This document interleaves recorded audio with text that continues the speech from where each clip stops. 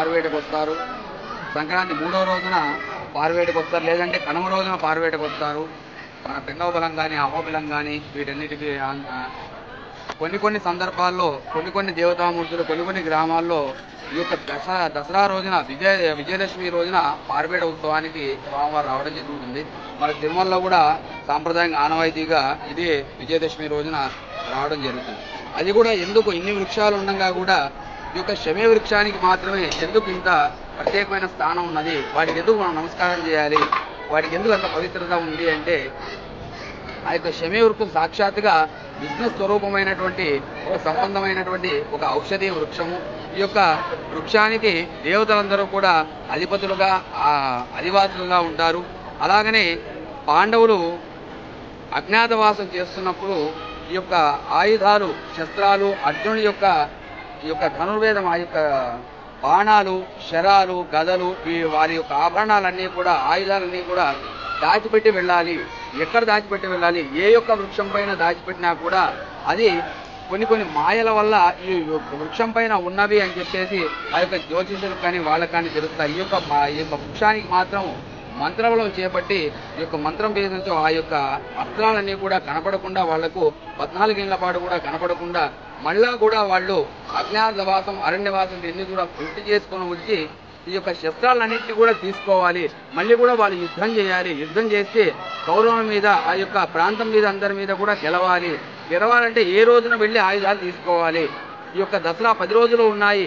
ఈ యొక్క అజ్ఞాతవాసం వాళ్ళకి దసరా మొదటి రోజునే అజ్ఞాతం అంతా కూడా పూర్తి అయిపోయింది. ఒక్కొక్క రోజు ఒక్కొక్క క్రియగా అమ్మవారంతా కూడా ఆరాధన చేస్తూ వచ్చారు. 10వ రోజున వారి యొక్క ఆయుధాలు తీసుకోవాలని చెప్పేసి అనుకున్నారు. అందుకే శమయితే పాపం శమీ శత్రు వినాశని అర్జునస్య ధనుర్ధారి రామస్య ప్రియదర్శని అంటారు.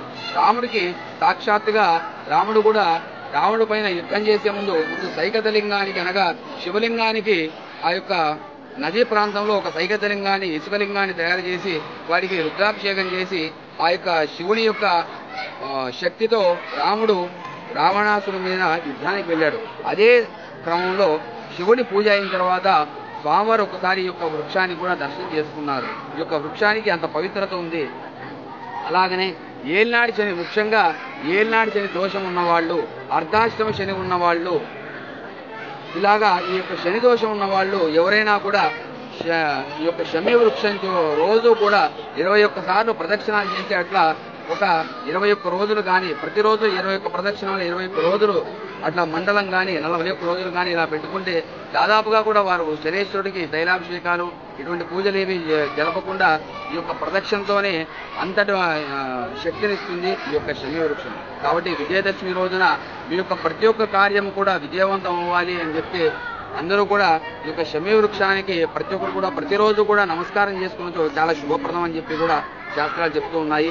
ఏదైనా ఒక పెద్ద కార్యం బృహత్కార్యం చేపట్టాలి, బృహత్కార్యం చేయాలి, పెద్ద ఇల్లు కట్టాలి, వాహనం తీసుకోవాలి, లేదా ఎక్కడన్నా డబ్బు పెట్టుబడిగా పెట్టాలి, డబ్బు తీసుకోవాలి, బంగారం కొనాలి, ఇలాగ పెద్ద ఏవైనా ఉంటే స్వదేవుని ఆశీర్వాదం అనగా ముందుగా ఇంటిదేవుని ఆశీర్వాదం తీసుకున్న తర్వాత శమీ వృక్షం దగ్గర కూడా వచ్చి మీ యొక్క మనసులో ఉన్న భావం శమీ వృక్షాన్ని చెప్పి ప్రదక్షిణాలు చేస్తే ఆ యొక్క కార్యం అంతా కూడా విఘ్నం లేకుండా చూసుకుంటుంది ఆ యొక్క శమీ వృక్షం. కాబట్టి ఆ యొక్క శమీ వృక్షానికి అంత ప్రత్యేకత ఉన్నది.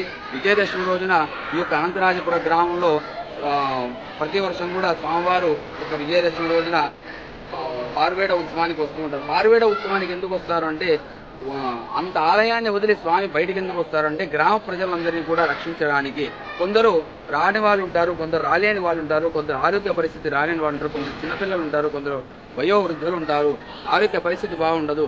వీళ్ళందరినీ కూడా ఎలాగా స్వామివారిని చూడలేరు. వాళ్ళందరి గురించి స్వామివారు ఒక్కొక్కసారి ఒక్కొక్క నెలలో కానీ వర్షానికి కానీ ఇలా ఉత్సవం పేరుతో, ఇది కూడా శాస్త్ర ప్రమాణంగానే ఉత్సవం పేరుతో అంతటి ఆలయాన్ని అంతటి కోవిల్ని వదిలి స్వామివారి పురవీధుల్లో తిరుగుతారన్నమాట. ఈ యొక్క విజయదశమి రోజున కూడా స్వామివారు మన గురించి బయటకు వచ్చారు కాబట్టి అశ్వవాహనం పైన గ్రామంలో ఉన్నటువంటి ప్రతి ఒక్క దోషమంతా కూడా నివృత్తి చెంది ఈ యొక్క దసరా నుంచి కూడా గ్రామ ప్రజలందరూ కూడా అనుకున్నది ఆ యొక్క శమీ వృక్షం అనుగ్రహంతో, స్వామివారి యొక్క అనుగ్రహంతో పాండవులకు ఎలాగైతే జయం కలిగిందో ఈ యొక్క గ్రామ ప్రజలందరికీ కూడా తమ కార్యాల్లో అందరికీ కూడా జయం కలగాలని మనస్ఫూర్తిగా కాంక్షిస్తూ జై ప్రసన్న వెంకటేశ్వర.